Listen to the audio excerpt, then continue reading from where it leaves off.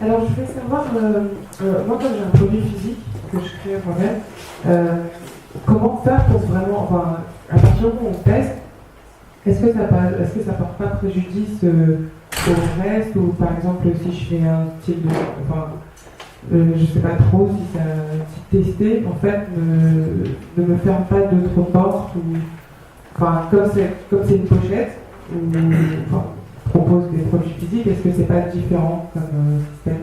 Quand tu dis tester, c'est que les gens les premiers clients se disent c'est nul, etc.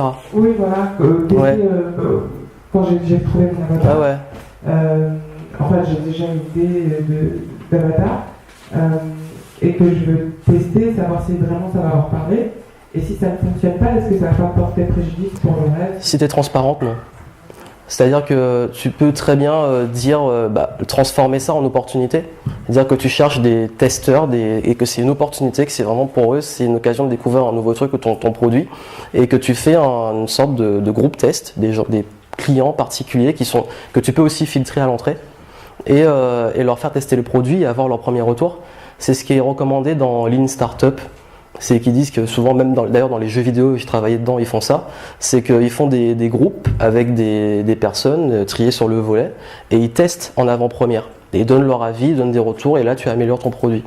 Mais à partir du moment que tu es transparent sur le fait que tu testes, que c'est ce qu'on appelle ton MVP, ton Minimum Viable Product, donc ton produit minimum viable, donc il y a un prototype en fait, il n'y a pas de souci.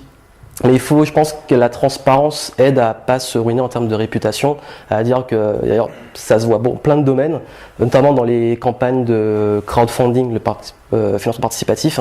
Beaucoup, ils disent, ouais, on a un super produit génial et tout, ils lancent le truc, les gens y payent et puis derrière, il n'y a rien.